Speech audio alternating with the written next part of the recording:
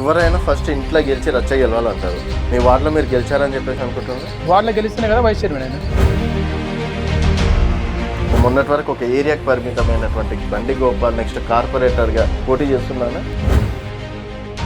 తప్పకుండా అవకాశం వస్తే, రిజర్వేషన్ కనుక అనుకూలంగా వస్తే తప్పకుండా బరిలో ఉంటాం. గెలుస్తారా? అవకాశం వస్తే తప్పకుండా నిరూపించుకుంటాం. గెలుస్తారా? నిరూపించుకుంటామని అదేనా గెలుస్తారా అని? నిరూపించుకుంటామంటే గెలవడమే కదా. నిన్న మొన్న నేను కూడా ప్రత్యక్షంగా మున్సిపల్ ఎలక్షన్స్, సర్పంచ్ ఎలక్షన్స్ చూసినామన్నా. ఆడ రూపాయి దగ్గర ₹2 కూడా పంచినటువంటి పరిస్థితి. రేపు అంటే మీ ప్రజలు ఇక్కడ అభివృద్ధిని చూస్తారా? రేపు పైసా ఎవడు ఎక్కువ వాడిని? ముందుగా నేను చెప్పేది ఏంటంటే, పైసలు లేని రాజకీయం చేద్దామంటే అది కుదరదు అంటున్నా. పైసలు లేని రాజకీయం చేసినప్పుడే రాజకీయ నాయకుడు లంచాలకు మరగడు. ఎలక్షన్లో నిలబడ్డావు, 10 కోట్లు ఖర్చు పెట్టావు, మళ్ళీ 10 కోట్లు సంపాదించుకున్నట్టు ఏం చేస్తావు? బరాబర్ నేను సంపాదించు. మరి అలాంటి అవకాశం పబ్లిక్ ఇవ్వద్దని చెప్తా ఉన్నా. అభివృద్ధి విషయంలో కావచ్చు, ఇచ్చిన మాటలు నెరవేర్చడంలో కావచ్చు, ప్రజలకి 100% న్యాయం చేసిన అని చెప్పేసి అనుకుంటున్నారా? ఆ మున్సిపాలిటీకి సంబంధించిన అందరి ఏరియాలలో వెళ్ళి అడగండి, ప్రతి దగ్గర కూడా దాదాపుగా 90% కన్నా పై. మీ వార్డు ఇప్పుడు దాదాపుగా చాలా పెద్ద వార్డు అవుతుంది. సో అక్కడ ఉన్నటువంటి సమస్యలు ఏమైనా క్యాచ్ చేస్తున్నారు అంటే అక్కడ ఉన్న జనాలు వెళ్ళడం, తిరగడం అట్లాంటివి ఏమైనా చేసినా? మనం గతంలో 5 సంవత్సరాలు, ఇప్పటికి 7 సంవత్సరాల నుంచి పబ్లిక్ లోపలనే ఉన్నాం. ప్రతి గ్రామం అనుమానం ప్రతి ఏరియా గురించి మనకు తెలుసు కాబట్టి, ఎక్కడ ఏం నీడ్స్ ఉన్నాయి, ఎక్కడెక్కడ ఎవరెవరికి ఏం అవసరమో తెలుసు కాబట్టి ఇంత కాన్ఫిడెన్స్గా చెప్పగలుగుతాం. పార్టీ కండువాన్ని నమ్ముకొని బరిలో దిగుతున్నారా, లేకపోతే మీ దైవం, మీ గురువు అయినటువంటి ప్రకాష్ గౌడ్ గారిని దృష్టిలో పెట్టుకొని దిగుతున్నారా, లేకపోతే బండి గోపాల్ అన్న వ్యక్తిగతంగా ఒక కాన్ఫిడెన్స్గా బరిలోకి దిగుతున్నారా అంటే ఏం చెప్తారు? వ్యక్తిగతంగా నాకు నమ్మకం ఉంది, మా ఎమ్మెల్యే గారి మీద నమ్మకం ఉంది. మా ఎమ్మెల్యే గారి ఫేస్ పైన ఓటు పడతాయి, నా ఫేస్ పైన ఓటు పడతాయి, పార్టీ పరంగా ఓటు పడతాయి. ఈసారి మీ ఎమ్మెల్యే గారికి కష్టం అంటున్నారు, అట్లాంటిది ఎమ్మెల్యే గారు మళ్ళీ మీ కార్పొరేటర్ని గెలిపించుకుంటారు అని. మా ఎమ్మెల్యే గారిని గతంలో కూడా నిన్న మొన్న ఎలక్షన్లు అయినప్పుడు 2018లో ఆయనతో పాటు, అప్పుడు కూడా నీలాంటి నువ్వు అన్న మాటలే. ఈ ప్రశ్నలలో భయపడించేటువంటి మాటలు ఎన్నో వచ్చినా కూడా నేను భయపడే వ్యక్తిని కాను. ఖచ్చితంగా నేనే గెలుస్తున్నా. వెల్కమ్ టు తెలంగాణ వెలుగు. నేను మీ రాజు. ప్రస్తుతం మనతో పాటు బండి గోపాల్ గారు ఉన్నారు, శంషాబాద్ మున్సిపల్ వైస్ చైర్మన్. నమస్తే గోపాల్ అన్న. జై శ్రీరామన్న. ఎట్లున్నారన్న? బాగున్నానన్న, దేవుని దయ. అంత క్షేమమేనా? అంత దేవుని దయ అన్న, భగవంతుని దయతో బాగున్నా. ఓకే. సో పొలిటికల్ ఎట్లా నడుస్తుందన్న? బాగుందన్న. ముందుగా గతంలో శంషాబాద్ మున్సిపాలిటీ, ఇప్పుడు జిహెచ్ఎంసీ 119వ డివిజన్ కొత్వాల్ కూడా శంషాబాద్. ఓకే. సో అప్పుడు మున్సిపాలిటీలో ఉన్నప్పుడు బాగుండేనా? ఇప్పుడు అంటే చేర్చేద్దు మున్సిపాలిటీలో, అంటే రాజేంద్ర నగర్ని చేర్చేద్దు అది ఇది అని చెప్పేసి రకరకాలుగా అన్నారు కదా. వాస్తవానికి ఏముంటుంది అంటేనా, ఇప్పుడు 25 మంది కౌన్సిలర్లు, 4 కోఆప్షన్ మెంబర్లు పోయి ఒకటే కార్పొరేటర్, 2 కార్పొరేటర్లు అయ్యేసరికి ప్రజలకు, రాజకీయ నాయకులకు, లీడర్లకు, ప్రజలకు అందాల్సినటువంటి వసతులు కానీ, వినియోగాలు కానీ, ఈ కొన్ని లబ్ధులు కూడా ప్రభుత్వం నుంచి వచ్చేటువంటి ఏవైతే ఉంటాయో అవన్నిటి కూడా కొంచెం అందనటువంటి పరిస్థితి ఉంటుంది. ఎందుకంటే చిన్న చిన్న లీడర్లకు అవసరం ఉండదు కాబట్టి వాళ్ళు, నేను రేపు పొద్దున కౌన్సిలర్ ఒక వార్డు మెంబర్ నిలబడాలనే ఉద్దేశంతో కొంతమంది గల్లీలో హెల్ప్ చేస్తూ ఉంటారు. కౌన్సిలర్ నిలబడాలని చెప్పేసి ఒక ఏరియాను తీసుకొని చేస్తూ ఉంటారు. అలాంటప్పుడు 25 మంది ప్లస్ 4 కోఆప్షన్లు పోయి 29 మందిని తీసేసి మళ్ళీ కొన్ని గ్రామాలు కూడా కలవడం జరిగింది. ఒక 5-6 గ్రామాలు, 5-6-7 గ్రామాలు కూడా కలవడం జరిగింది. అక్కడ ఉన్న సర్పంచులు, వార్డు మెంబర్, ఎంపీటీసీలు అందరూ కూడా పోయి 2కి మాత్రమే పరిమితం అయ్యేసరికి 118, 119 డివిజన్గా చేసేటప్పటికి ప్రజలకి, ఈ లీడర్లకు ఉన్నటువంటి సత్సంబంధాలు ఏవైతే ఉన్నాయో చిన్న చిన్న లీడర్లు అందరూ కనుమరుగే అవకాశం ఉంది.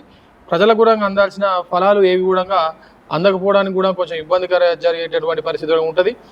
ఒక లైట్ పోయిందంటే వార్డు మెంబర్ కానీ, కౌన్సిలర్ కానీ, సర్పంచ్ కానీ ఫోన్ చేసి ఇమీడియట్గా స్పందించి ఇమీడియట్గా వర్క్ అయిపోతుంది. ఇప్పుడు జిహెచ్ఎంసీలో అనేసరికి 35,000 ఓట్లకి ఒక పెద్ద ఏరియాకి, ఈ కొత్తగూడ ఏరియా 119 డివిజన్ తీసుకునేసప్పటికి నీకు మధురనగర్ ఉంటుంది, ఆర్మీనగర్ ఉంటుంది, తొండపల్లి ఉంటుంది, ఊటిపల్లి ఉంటుంది, ఇంద్రెడ్డి కాలనీ ఉంటుంది, రాళ్ళ కూడా ఉంటుంది, ఎయిర్పోర్ట్ కాలనీ ఉంటుంది, కొత్తవాల్ కూడా ఉంటుంది, సిద్ధాంతిలో 2 భాగాలు ఉంటాయి. ఇంత పెద్ద ఏరియాని సంలాయించాలంటే కూడా కొంచెం ఇబ్బందికరమైనటువంటి పరిస్థితి. మినీ ఎమ్మెల్యేనే నీకు ఇమీడియట్గా స్పందన జరగదు, ఇమీడియట్గా పనులు జరగవు, ఇమీడియట్గా మనం అనుకున్నంత తొందరగా పని జరగకపోయేటువంటి ఆస్కారం కూడా ఉంటుంది. కాబట్టి గతంలో ఉన్నటువంటి మున్సిపాలిటీ బాగుండే, మున్సిపాలిటీ ఇంకొకసారి మున్సిపాలిటీ ఉంటే కూడా అనేక రకమైన డెవలప్మెంట్ బాగా చేసేవాళ్ళం. చాలా మందికి ఉద్యోగాలు కూడా వచ్చినట్టే ఒక రకంగా 5 సంవత్సరాలు ఒక కౌన్సిలర్ కావచ్చు, వాళ్ళు కావచ్చు, కోఆప్షన్ మెంబర్ కావచ్చు, 5 సంవత్సరాలు డోకాలేదు పాపం వాళ్ళకి. అదొకటి మైనస్. అయితే లీడర్ అనేది కనుమరుగైపోయే ప్రమాదం ఉన్నది కాబట్టి అవకాశం ఉంటే పునరాలోచన చేసుకోమని చెప్తాను. జిహెచ్ఎంసీలో విలీనం కాకుండా అవకాశం ఉంటే చేసుకోవడం అని చెప్పి అందరి కోరిక కూడా అదే ఉంది. సో ఏదేమైనప్పటికీ జిహెచ్ఎంసీలో పోయింది, జిహెచ్ఎంసీలో పోయినా ఇంకేదైనా కూడా దేనికైనా లీడర్ అనేటువంటి సిద్ధంగా ఉంటాడు. ఎంతోమంది పోటీదారులు ఉంటారు, ఎంతోమంది ఆశావాహులు ఉంటారు. అవకాశం వచ్చిన వాళ్ళు తప్పకుండా ప్రజల ముందుకు వెళ్ళి ప్రజల ముందరుండి ప్రజల మధ్యలో వాళ్ళ ఆశీర్వాదం తీసుకొని మళ్ళీ లీడర్గా ఎవరో ఒకరు దీంట్లో నుంచి ఎన్నుకోవడం జరుగుతుంది. ఓకేనా. సో మొన్నటి వరకు ఒక ఏరియాకి పరిమితమైనటువంటి బండి గోపాల్ నెక్స్ట్ కార్పొరేటర్గా పోటీ చేస్తున్నానా? ఖచ్చితంగా మా ఎమ్మెల్యే గారి ఆశీర్వాదం ఉంటుంది, ఆ ఎమ్మెల్యే గారి ఆశీర్వాదం ఉంటుందనే భావిస్తా ఉన్నాం. తప్పకుండా అవకాశం వస్తే, రిజర్వేషన్ కనుక అనుకూలంగా వస్తే తప్పకుండా బరిలో ఉంటాం. 100% బరిలో ఉంటాం. ఏం వెనకాడికి ఏమి వేసే ప్రసక్తి లేదు కదా? తప్పకుండా బరిలో ఉంటాం. అంత పెద్ద ఏరియాని సంజాయిస్తారా ఇంత చిన్న వ్యక్తి? నేను గతంలో మున్సిపల్ వైస్ చైర్మన్ గా పనిచేసిన, మున్సిపల్ వైస్ చైర్మన్ గా పనిచేసినప్పుడు 119, 118 డివిజన్ కి రెండింటికి సంబంధించి చేసిన. మున్సిపల్లో అందరికి కౌన్సిలర్ అందరితోని ప్రేమ రాగాలతోనే ఉన్న వాళ్ళ ఆశీర్వాదం కూడా తీసుకున్న, వాళ్ళ ఆశీర్వాదం కూడా ఎప్పటికి కూడా మా మీద ఉంటుంది. అందరికి కావాల్సిన ఎవరెవరికి కావాల్సిన పనులు వాళ్ళకి చేసి పెట్టడం జరిగింది. ఏరియా అంతా వైస్ చైర్మన్ గా ఉన్నా కాబట్టి ఖచ్చితంగా ఏరియా మీద పరిచయాలు ఉన్నాయి, ఏరియా పట్ల మనకు మంచి పట్టున్నది. అవకాశం వస్తే తప్పకుండా నిరూపించుకుంటాం. గెలుస్తారా? అవకాశం వస్తే తప్పకుండా నిరూపించుకుంటాం. గెలుస్తారా? నిరూపించుకుంటామని చెప్తాను. గెలుస్తారా అని నిరూపించుకుంటాం అంటే గెలవడమే కదా. ఓకే, నమ్మకం ఉంది 100%. అంటే ఇది ఇంకా పెద్ద యుద్ధం అన్న. అంటే మీరు గతంలో చేసిన యుద్ధం కన్నా ఇది చాలా పెద్ద యుద్ధం. ఎందుకంటే మన సొంత పార్టీ వాళ్ళు ఉంటారు, పక్క పార్టీ వాళ్ళు ఉంటారు, తర్వాత ఇంకోరు ఉంటారు, తర్వాత ఒకరు డబ్బుల మూటతో వస్తారు, ఇంకోరు ఇంకేదో చేసి వచ్చినా అని చెప్పేసి అంటారు. ఇన్ని రకాలుగా వస్తుంటారు. పొరపాటున రేపు బండి గోపాల్ అన్నకు టికెట్ ఇస్తే వీళ్ళందరూ సహకరిస్తారా? వీళ్ళందరూ మూటలు తీసుకొని వస్తారు, అవి తీసుకొని వస్తారు, ఇవి తీసుకొని వస్తారు. నువ్వేం చెప్పాలనుకుంటున్నావు, నువ్వేం చూపించాలని అని ప్రశ్న. నా ప్రశ్న అది కాదు. అంటే ఇంతమందిని ఎట్లా తట్టుకుంటారు అంటున్నా. నేను ప్రజల ముందుకు తీసుకెళ్లేది ఒకటే ఒక విషయం. ఇప్పటి వరకు నాకు కేటాయించినటువంటి 14వ వార్డ్ అనే వార్డ్ ఏదైతే ఉందో ఆ వార్డులో నేను చేసినటువంటి డెవలప్మెంట్స్, నేను ఏదైతే డెవలప్మెంట్ చేశానో గౌరవ ఎమ్మెల్యే గారి సహకారంతో ఏమేమైతే డెవలప్మెంట్ చేసినా నేను పక్కవాడి కన్నా బాగానే చేసుకున్నానని చెప్పేసి భావిస్తా ఉన్నా. గతంలో ఈ గ్రామ పంచాయతీ ఉన్నప్పటికీ అప్పటి నుంచి ఆ గతంలో ఎన్నో సంవత్సరాలు గ్రామ పంచాయతీగా ఉన్నప్పటి నుంచి మొన్నటి వరకు నేను ఎలక్ట్ కానంత వరకు 14వ వార్డుగా డివైడ్ కాకముందంత వరకు 14వ వార్డు డివైడ్ అయినంత వరకు కూడా ఈ వార్డులో గవర్నమెంట్కి సంబంధించిన ఒక గవర్నమెంట్ ప్రభుత్వ అధికారి వచ్చి కూర్చోడానికి ఒక రాయి కూడా లేకుండా, ఇప్పుడు నేను వచ్చిన తర్వాత ఇక్కడ 2 అంగన్వాడీ సెంటర్లు కట్టడం జరిగింది. మహిళల కోసం, మహిళల ప్రయోజనాల కోసం వాళ్ళు కూర్చొని మాట్లాడడానికి వేదిక లేకపోతే వారికి డాక్రా భవనం కట్టడం జరిగింది. ఈ వార్డులోకి ప్రభుత్వ దవాఖానా తీసుకురావడం జరిగింది. ఈ వార్డులో పార్కు తీసుకురావడం జరిగింది. ఈ వార్డులో గరీబ్ వాళ్ళు చాలా మంది ఉన్నారు. చాలా మంది ఉన్నారు. వాళ్ళకు పెళ్లి చేసుకోవాలనుకున్నా కూడా, ఒక వాళ్ళ మెచ్యూర్ ఫంక్షన్ చేసుకోవాలనుకున్నా కూడా, పుట్టుపంచల దావా చేసుకోవాలనుకున్నా కూడా, ఒక ఎంగేజ్మెంట్ చేసుకోవాలనుకున్నా కూడా, ఏ ఫంక్షన్ వాళ్ళకి పోయినా కూడా 50,000 రూపాయల ఖర్చు అవుతుంది. ఆ ఖర్చును తగ్గించడం కోసం గరీబ్ వాళ్ళని దృష్టిలో పెట్టుకొని అప్పుడున్నటువంటి మా ఎమ్మెల్యే గారి సహకారంతో, గౌరవ అమయ్ కుమార్ ప్రతీక్ జైన్ గారి సహకారంతో, కలెక్టర్ గారి సహకారంతో ఇక్కడ ఒక కమ్యూనిటీ హాల్ కూడా ఏర్పాటు చేసుకోవడం జరిగింది. ఈ కమ్యూనిటీ హాల్ అందరూ కూడా వినియోగించుకుంటా ఉన్నారు. ఈరోజు వినియోగించుకున్న వాళ్ళందరూ కూడా సంతోషం వ్యక్తం చేస్తూ ఉన్నారు. అంటే ఈ వార్డును డెవలప్ చేసినటువంటి, నేను నాకు కేటాయించినటువంటి వార్డుని డెవలప్ చేసుకున్నా, నాకు రేపు పొద్దున 119 డివిజన్ కూడా నాకు అప్పచెప్తే అదే విధంగా డెవలప్మెంట్ చేసుకుంటా అని చెప్పేసి ప్రత్యక్ష నిదర్శనం.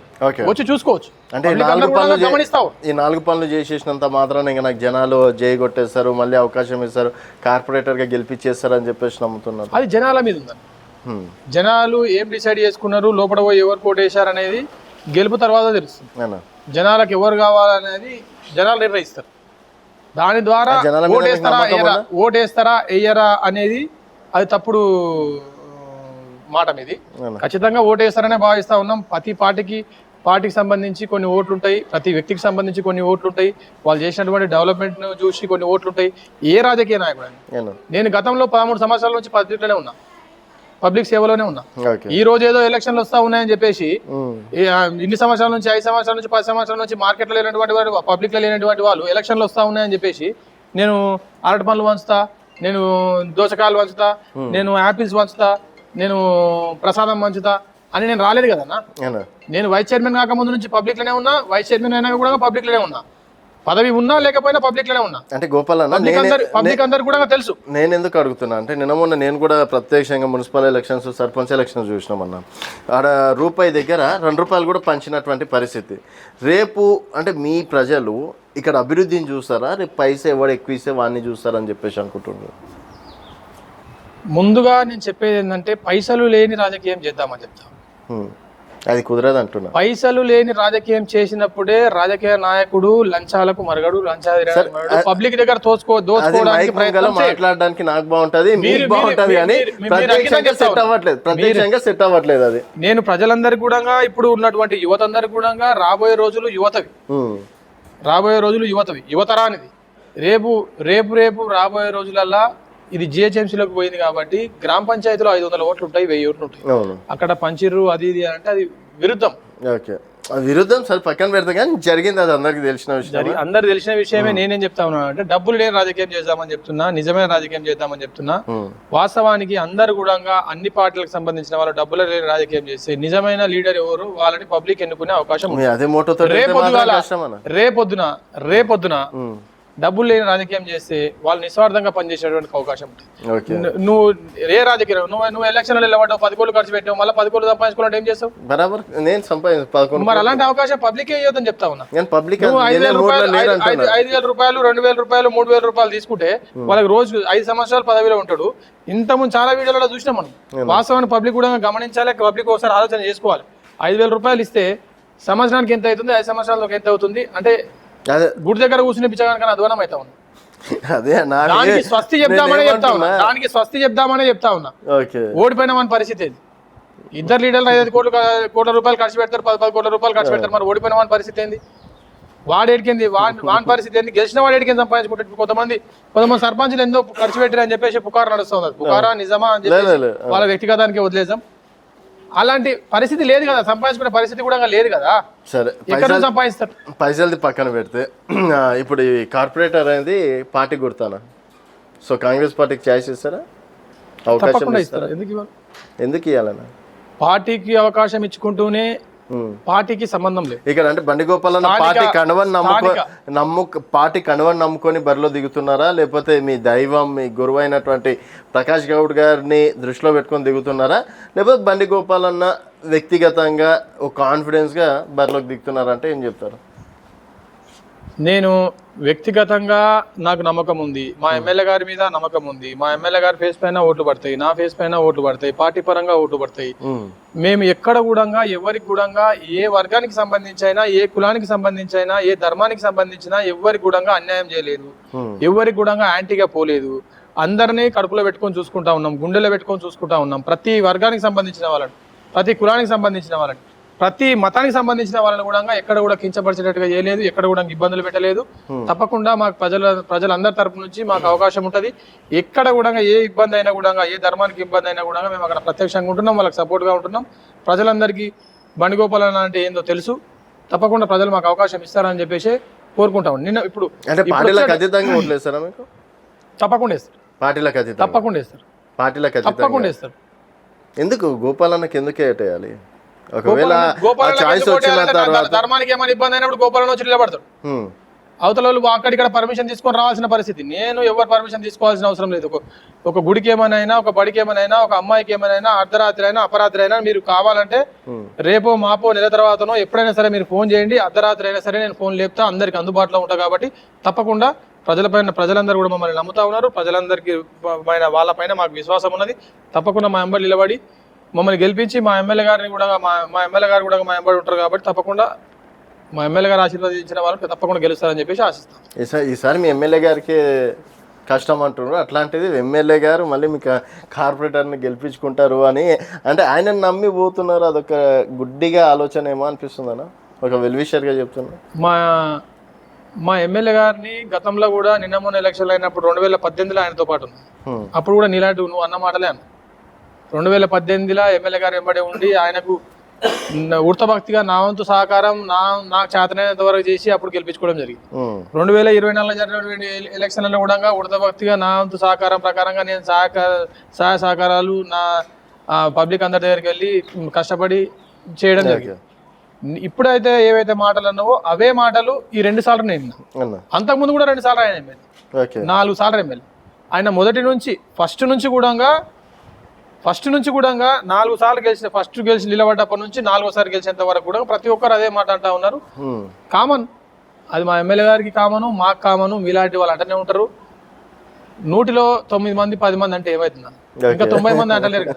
నీలాంటి వాళ్ళు 9 మంది మాత్రమే అంటారు, ఇంకా 91 మంది అనుకోని రాజకీయాలలో చూసాం కదా. ఖచ్చితంగా వచ్చే రాబోయే ఎలక్షన్లలో ఎమ్మెల్యే గారు గెలుస్తారు. మళ్ళీ ఆయన రాబోయే రోజులలో మంత్రి పదవి కూడా దక్కించుకుంటారు. సో మీ ఎమ్మెల్యే గారి దీవెనలతోటి గెలుస్తారు అంటారు ఇక్కడ పార్టీలకు అతీతంగా. అవును. సో బండి గోపాల్ అన్న చేసినటువంటి మంచి ఈ రోజు గెలిపిస్తుందని నమ్ముతున్నారు. 100% గెలిపిస్తుంది.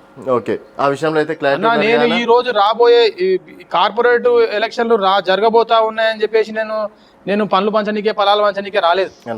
నేను గతంలో నుంచి పబ్లిక్ లోనే ఉన్నా, మళ్ళీ చెప్తా ఉన్నా. గతంలో పబ్లిక్ లోనే ఉన్నా, నిన్న మొన్న పబ్లిక్ లోనే ఉన్నా, ఈ రోజు పబ్లిక్ లోనే ఉన్నా, రేపు కూడా పబ్లిక్ లోనే ఉంటా. అన్న నేను ఒక ఛాలెంజ్, రేపు గెలిచినా ఓడిపోయినా సీట్ వచ్చినా రాకపోయినా సీట్ 100% వస్తుంది. కానీ ఏ పరిస్థితి ఎలా ఉన్నా కూడా పబ్లిక్ లోనే ఉంటా, పబ్లిక్ ఎప్పుడు అందుబాటులోనే ఉంటా. ఏ ఉన్న పదవి ఉన్నా లేకపోయినా కూడా పబ్లిక్ అందుబాటులోనే ఉంటా, ఎమ్మెల్యే గారి శిష్యుగానే ఉంటా. సరే, రేపు రిజర్వేషన్ బీసీలకే వచ్చి తర్వాత నాలాంటి వాళ్ళు ఎవరో పారాషూట్లు వచ్చి అనే నేను ఇంత ఇస్తాను, నేను ఇంత చేస్తా అని చెప్పేసి ఉడతభక్తి సాయం కానీ ఇంకా ఎక్కువ చేస్తా అని చెప్పేసి వస్తే బండి గోపాల్ అన్నని ప్రకాష్ గౌడ్ అన్న గుర్తించుకొని నా కోసం ఆ రోజు పని చేసిందని గుర్తుపెట్టుకుంటారంట. అంటే ఎవరికి ఇస్తారు? అంటే రాజకీయాలన్నా ఎప్పుడు ఏం మారుతాయో అనేది తెలియదు. అంటే మీ ఎమ్మెల్యే గారు నా దైవంతో సమానం, నా గురువు గారు అని చెప్పేసి మీరు ఇంతగానని చెప్తున్నారు కాబట్టి అలాంటి సిచ్యువేషన్ వస్తే చాయిస్ ఎవరికి ఇస్తారు అనుకుంటున్నారు? అలాంటి సిచ్యువేషన్ ఎందుకు వస్తుంది అనుకుంటున్నారు? ఒకవేళ వస్తే రాజకీయాలు అనేవి రేపు పొద్దుగాల ఏమయ్యేది తెలియదు, మన చేతిలో లేదు. ఒక మాట వస్తే అలాంటిది ఉంటే గతంలోనే రాకపోతుండే. గతంలో నన్ను కౌన్సిలర్గా గెలిపించుకున్న ఆయన, తర్వాత వైస్ చైర్మన్ పదవి ఇచ్చిండు, అప్పుడే రాలేదు. ఇప్పుడు ఎందుకు వస్తుంది? ఇంకా నమ్ముతున్నారు అయితే ఎమ్మెల్యే గారికి ఎవరికి సీట్ ఇస్తే గెలుస్తారు, ఎవరికి ఇస్తే ఓడిపోతారు, ఎవరికి ఏముంది వాళ్ళకు కూడా సర్వే ఉంటుంది, వాళ్ళకు కూడా ఇంటెలిజెన్స్ రిపోర్ట్ ఉంటుంది. బీజేపీ వేరే పార్టీలకి స్కోపే లేదంటారా? ఇక్కడ నేను పార్టీల పేర్లు చెప్పాను కానీ వేరే పార్టీలకు స్కోపే లేదంటారా? నేను పబ్లిక్ మీకు కూడా చెప్తా ఉన్నాను, ఏ పార్టీలకు ఉండాల్సింది ఆ పార్టీలకు ఉంటుంది. ఏ పార్టీ ఓట్లు ఆ పార్టీకి ఉంటాయి. ఏ పార్టీకి సంబంధించి కర్రు కట్టిన కట్టర్ పార్టీని నరనర జీర్ణించుకున్న వాళ్ళు ఉంటారు. అయినప్పటికీ బండి గోపాల్ నిలబడుతుండు అంటే వాళ్ళందరి సహకారం కూడా ఉంటుంది. ఓవర్ కాన్ఫిడెన్స్ ఏమో నా అంతలో నేను చెప్పుకోవడం కాదు, అవతల పార్టీలో ఉన్నటువంటి వాళ్ళు కరడు కట్టినటువంటి పార్టీ కార్యకర్తలు గోపాలన్ అంటే వాళ్ళకు సాఫ్ట్ కార్నర్ ఉంది. వాళ్ళే ఫోన్ చేసి చెప్తా ఉన్నారు. నేను నిలబడినప్పుడు తర్వాత ముచ్చట, నేను నిలబడినంత వరకు నేను గెలుస్తానే చెప్పుకోవాలి కదా. అంటే నువ్వు ఎంత భయపెట్టియాలని చూసినా కూడా నేను భయపడేటటువంటి వ్యక్తిని కాను. నీ ప్రశ్నల్లో భయపడించేటువంటి మాటలు ఎన్నో వచ్చినా కూడా నేను భయపడేటువంటి వ్యక్తిని కాను. ఖచ్చితంగా నేనే గెలుస్తున్నా. నాకు గనక అవకాశం వస్తే, నన్ను గనక ఎమ్మెల్యే గారు అవకాశం ఇస్తే తప్పకుండా గెలుస్తా అన్న. ఓకే, సరే. ఇప్పుడు మీ పరిధిలో ఒక చిన్న మీ వార్డు ఇప్పుడు దాదాపుగా చాలా పెద్ద వార్డు అవుతుంది. సో అక్కడ ఉన్నటువంటి సమస్యలు ఏమైనా క్యాచ్ చేస్తున్నారు అంటే అక్కడ ఉన్న జనాల వెళ్ళడం తిరగడం అట్లాంటివి ఏమైనా చేసినారా? లేకపోతే ఎలక్షన్స్ టైంలో టికెట్ ఇచ్చే టైంలో చూద్దామని చెప్పేసి అనుకుంటున్నాను. నాకు ఒకటి క్లారిటీగా మీకు వివరణ ఇస్తానన్నా. ఏ రాజకీయ నాయకుని దగ్గరికైనా కానీ పలానా పని ఉంది, పలానా సమస్య ఉంది, ఈ కాలనీలో ఈ సమస్య ఉంది, ఈ కాలనీలో ఈ సమస్య ఉందని చెప్పుకుంటే కానీ తెలియదు. ఓకే, కానీ నాకు ఎంత అవగాహన ఉంది అంటే పలానా కాలనీ దగ్గర ఏ ప్రాబ్లం ఉంది, పలానా కాలనీ వాళ్ళకి ఏం అవసరం ఉంది, అక్కడ ఏ నిత్యావసరాలు ఉన్నాయి. డ్రైనేజీలు సీసీ రోడ్లు అందరు చేస్తారు, అది కామన్. అది డ్రైనేజీలు సీసీ రోడ్లు అందరూ అవసరం లేదు, నేను కూడా చాలు ఫండ్ వస్తూనే ఉంటది. డ్రైనేజీ సీసీ రోడ్లు ఎవరైనా చేస్తారు. కానీ అక్కడ పర్టికులర్ గా కావాల్సింది ఏంది, వాటన్నిటి మీద మనకు అవగాహన ఉన్నది. మనం గతంలో 5 సంవత్సరాలు, ఇప్పటికి 7 సంవత్సరాల నుంచి పబ్లిక్ లోపలనే ఉన్నాం. ప్రతి గ్రామం అనుగుణ ప్రతి ఏరియా గురించి మనకు తెలుసు కాబట్టి ఎక్కడ ఏం నీడీస్ ఉన్నాయి, ఎక్కడెక్కడ ఎవరెవరికి ఏం అవసరం ఉందో తెలుసు కాబట్టి ఇంత కాన్ఫిడెన్స్గా చెప్పగలుగుతా ఉన్నాను. అండ్ రాబోయే రోజులలో అవకాశం ఇస్తే ఎక్కడేం అవసరం ఉందో పబ్లిక్ చెప్పకపోయినప్పటికీ నాకు తెలుసు ఆ ఏరియాల సంబంధించి అక్కడ ఉన్నటువంటి సమస్యలని సొంత సమస్యలుగా తీసుకొని వాటిని నెరవేర్చే విధంగా పనిచేస్తానని చెప్పేసి ప్రజలందరూ కూడా మాటిస్తారు. సో ఎవరైనా ఫస్ట్ ఇంట్లో గెలిచి రచ్చ గెలవాలంటారు. మీ వార్డులో మీరు గెలిచారని చెప్పేసి అనుకుంటున్నారు? వాటిలో గెలిస్తేనే కదా వైస్ చైర్మన్ అయినా. అంటే అట్లా కాదు, అభివృద్ధి విషయంలో కావచ్చు, ఇచ్చిన మాటలు నెరవేర్చడంలో కావచ్చు, ప్రజలకి 100% న్యాయం చేసిన అని చెప్పేసి అనుకుంటున్నారా మీరు? నేనేం చెప్పినా ఇంతకుముందు ఇంటర్వ్యూలో కూడా చెప్పిన మీకు, ఇప్పటికైనా సరే నా వార్డు పరిమితి మీకు ఇచ్చిన డాటా ఇంతకుముందు ఇచ్చిన వార్డు పరిమితి ఎంతవరకు ఉందో అక్కడ వరకు వెళ్ళండి. ఓకే.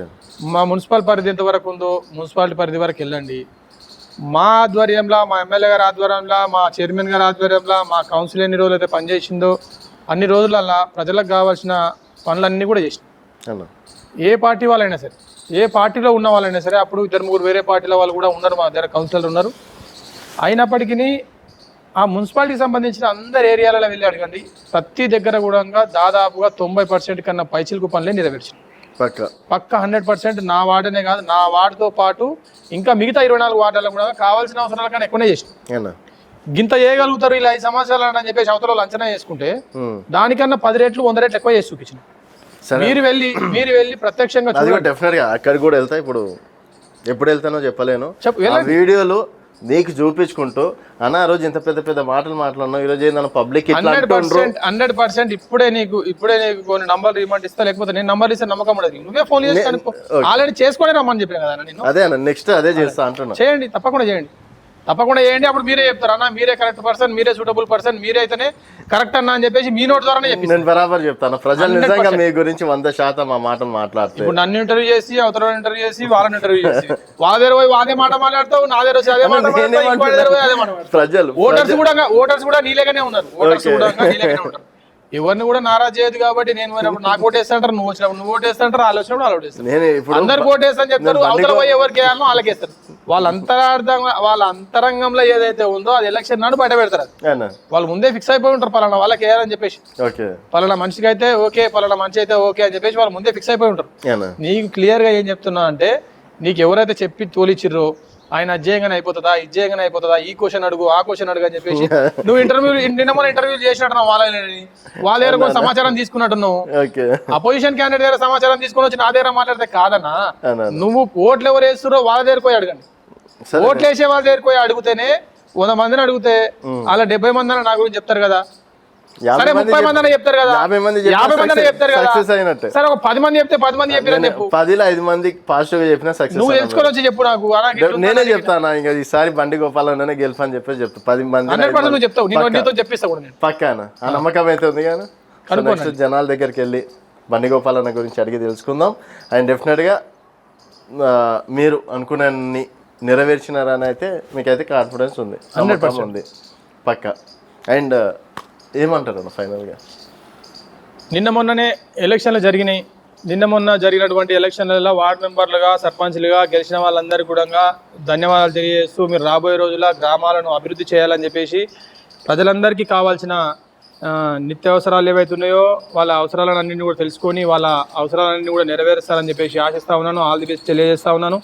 అదేవిధంగా ఓడిపోయిన వాళ్ళకి, ముఖ్యంగా ఓడిపోయిన వాళ్ళకి చెప్తా ఉన్నా, దయచేసి మీరు ప్రతిపక్షం వహిస్తేనే, ఓడిపోయిన వాళ్లకు సీట్ అవసరం లేదు, వాయిస్ ఒక్కటి చాలు. సోషల్ మీడియా అనేది ఒకటి ఉన్నది, ఒక ఫోన్ పెట్టుకొని ఇక్కడ ఒక సమస్య ఉన్నది, ఈ సమస్య మీద ఒక ఆమె పింఛన్ వస్తలేదు, పోయి అప్లై చేయాలి. ఒక ఆమెకు 0 బిల్ వస్తలేదు, ప్రభుత్వం 0 బిల్ అనేది ఒకటి స్కీమ్ తీసుకొచ్చింది, వస్తలేదు. నీ గల్లీలో ఉన్న వాళ్ళకి, మీ బస్సులో ఉన్న వాళ్ళకి ఎవరెవరికైతే రావట్లేదో వాళ్ళని వెతికి మరీ వాళ్ళకి వచ్చే విధంగా చేయండి. రాబోయే రోజులు మీవి. ఎవరికైతే పింఛన్ వస్తలేదో, వీడియో పింఛన్లు వస్తలేవో, వీడియో పింఛన్లు అప్లై చేసి వాళ్ళకి వీడియో పింఛన్లు ఇప్పియండి. రాబోయే రోజులు మీవి. అదేవిధంగా ఏ గల్లీలో ఉన్న డ్రైనేజ్ సమస్య కానీ, ఏ సమస్య కానీ ఉంటే కంప్లైంట్ ఇవ్వండి, దగ్గరుండి చేయించండి. సొంత డబ్బులు ఎందుకు కాదు, పెట్టి చేయించే ప్రయత్నం చేయండి. 1-2 సార్లు కంప్లైంట్ చేయాలి. తర్వాత చేయకపోతే ఒక 100 రూపాయలు 200 రూపాయలు ఖర్చు అవుతుంది. దాని ద్వారా చేయిస్తే రాబోయే రోజులు మీవి. ఈ రోజు ఓడిపోయాం అని చెప్పేసి, రాబోయే ఎలక్షన్లు వస్తూ ఉన్నాయని చెప్పేసి, జిహెచ్ఎంసీ ఎలక్షన్లు వస్తున్నాయి, వారం రోజుల ముందు వస్తా, నేను 2 రోజుల ముందు వస్తా, సంవత్సరం ముందు వస్తా అనే వ్యక్తుల అది అలాగే ఉంటుంది. ఎప్పటికీ ప్రజల లోపల ఉండే వాళ్ళ వ్యవస్థ ఏదైతే ఉందో, ఎప్పటికీ ప్రజల లోపల ఉండే వాళ్ళని ప్రజలు ఆశీర్వదిస్తారు, వాళ్ళని గుండెలలో పెట్టుకుంటారు, గుండెలలో పెట్టుకుని కాపాడుకుంటారు. ఆ విధంగా రాబోయే రోజులలో మీరు కూడా విజయం దిశగా ప్రయత్నం చేయాలంటే ప్రజలకు ఎప్పుడు కూడా అందుబాటులో ఉండాలి, ప్రజల అవసరాలు ఏమి నెరవేర్చాలి, వాళ్ళకి ఎప్పుడు చేదోడు వాదోడుగా ఉండి వాళ్ళ సమస్యలపైన పోరాటం చేసి కావాల్సినటువంటి వాళ్ళకు నేనున్నా అనేది ఒక ధైర్యాన్ని ఇచ్చి ఎప్పుడైతే పోరాడతాడో రాబోయే రోజుల్లో గెలుపోవటములు అనేది సహజం. ఒకసారి వాళ్ళు ఒకసారి వీళ్ళు అనేది సహజంగా ఉంటుంది. దయచేసి చెప్తా ఉన్నా, ఎవరు కూడా బాధపడకుండా రాబోయే రోజులు మీవే కాబట్టి మనమే కాబట్టి ప్రతి ఒక్కరు కూడా ఆ దిశగా ప్రయత్నం చేయాలి, పబ్లిక్ ఏం అవసరం ఉన్నాయో ఆ పనులు చేయాలని చెప్పేసి తెలియజేస్తూ మీకు సో మొత్తానికి అంటే వచ్చినప్పటి నుంచి ఇది కొడుతుందన్న శివాజీ బొమ్మ చాలా వరకు పెట్టుకోరు పొలిటికల్ లీడర్లు, అంటే ఇంత పెద్ద బ్యానర్గా అందులో మళ్ళీ హిందువుగా జీవించి హిందువునని గర్వించని చెప్పేసి అన్నారు. అంటే పొలిటికల్ లీడర్లు పెట్టుకోరు అంటే కాంగ్రెస్ వాళ్ళు పెట్టుకోరు అంటున్నావు, ఇండైరెక్ట్ గా అట్లా అది కూడా హిందువుగా జీవించి ఎవరు పెట్టుకుంటారు అంటున్నావు, ఎవరు పెట్టుకుంటారు అంటున్నావు ఆల్మోస్ట్ ఇంకా చెప్పు ఎవరు పెట్టుకుంటారు ఇంకా మీకు తెలియదు ఏముంది అంటే ఈ కలర్ కానీ ఈయన కానీ ఈ అమ్మవారు కానీ ఎవరికి సంబంధించిన అంటున్నారు. ఆల్మోస్ట్ ఎక్కువ బీజేపీల దగ్గరనే ఉంటుంది. అంటే హిందువులందరూ కూడా బీజేపీ ఉండాలని ఉద్దేశం. నేను ఎక్కువ బీజేపీల దగ్గరనే చూసిన, కాంగ్రెస్ వాళ్ళ దగ్గర తక్కువ చూసిన. నేను ఇంతకుముందే చెప్పిన మీకు, నేను కట్టర్ హిందుత్వ వాదిని అని చెప్తున్నా, నేను ధర్మం కోసం పనిచేసే వాడిని అని చెప్తున్నా, పరధర్మాన్ని గౌరవిస్తానని చెప్తున్నా, పరధర్మానికి అవసరమైనప్పుడు అండగా నిలబడతారని కూడా చెప్తా ఉన్నా. నా ధర్మం గురించి నేను గొప్పగా చాటి చెప్పుకోవడం తప్పు అని అంటున్నాను. సో ఈ విషయం శివాజీ గారి ఆదర్శం. ఈ రోజు దేవాలయాలను కాపాడుకోవడానికి ఒక తల్లి 9 మాసాలు మోసి బిడ్డకు జన్మనిచ్చేటప్పుడు పురిటి నొప్పులు ఎంత ఇబ్బంది పడుతుందో, ఒక గుడి కట్టిన వాడికి కానీ గుడికి చెంద ఇచ్చిన వాడికి కానీ ఆ గుడిని కూలదోసినప్పుడు అంత బాధ జరుగుతుంది. గుడి కట్టిన వాడికే తెలుసు గుడి కూలగొట్టినప్పుడు ఎంత బాధ అవుతుందో, కన్న తల్లికే తెలుసు బిడ్డను పోగొట్టుకున్నప్పుడు ఎంత బాధ అవుతుందో. అలాంటివన్నీ నేను తెలుసుకున్నా కాబట్టి, అలాంటివన్నీ నాకు తెలుసు కాబట్టే ఈ యొక్క వ్యక్తి మన దేవాలయాన్నింటినీ మన ధర్మాన్ని అందరినీ కోలరాస్తుంటే, దేవాలయాలన్నీ కూలగొడుతుంటే, ఆయన లేకపోతే ఇలా ధర్మం అనేది లేదనే విషయాన్ని నేను చదువుకున్నా కాబట్టి ఆయనను ఆదర్శంగా తీసుకున్నా. ఆయనకు అమ్మవారు అండగా నిలబడి ఖడ్గాన్ని ప్రసాదించింది కాబట్టి ఆ విధంగా పెట్టిన ఆ అమ్మవారి ఆశీస్సులు మన పైన దేశ ప్రజలందరి పైన నీ పైన కూడా నువ్వు ఎంత యాంటీ చేసినా కూడా ఉండాలి, నువ్వు వచ్చేపోయే దారి కూడా బాగుండాలి, నువ్వు చల్లగా పోయి క్షేమంగా రావాలని చెప్పేసి జై శ్రీరామ్ అనే పదానికి అర్థం నువ్వు పోతున్నటువంటి పని విజయం కలగాలి. జై శ్రీరామ్ అనే పదానికి అర్థం నువ్వు ఏదైతే పని తలపెట్టినావో ఆ పనిలో విజయం కలగాలని చెప్పేసి అర్థమే. కానీ ఇది ఒక మతానికి సంబంధించింది అని మీరు పర్లేదు, మా ధర్మానికి సంబంధించి జై శ్రీరామ్ అంటే మా హిందువులకు సంబంధించింది. ఈ రోజు నా ముస్లిం ఫ్రెండ్స్ ఉన్నారు కొంతమంది, వాళ్ళు మామ జై శ్రీరామ్ అని చెప్తారు. వాళ్ళు జై శ్రీరామ్ అని చెప్పినప్పుడు నేను సలాం అలైకుం అని చెప్తా ఉన్నా. వాళ్ళు మన మాట వాళ్ళు చెప్పినప్పుడు వాళ్ళ మాట మనం చెప్పడం తప్పులేదు కదా. అట్లా మేము ఎవరిని కూడా ఇబ్బంది పెట్టి ఏం చేయడం లేదు. సో అన్ని కేటగిరీ కులాలకు మతాలకు అతీతంగా బండి గోపాల్ అన్న ఈరోజు జనాల దగ్గర ఉంటాడు. నా ఇంట్లో నేను పెట్టుకున్నా నీ కార్ మీద స్టిక్కర్ వేయలే కదా, లేదు నీ ఇంటికి వచ్చి గోడ కతికేయలేదు కదా, నా ఇంట్లో నేను పెట్టుకోవడానికి కూడా స్వేచ్ఛ లేదా?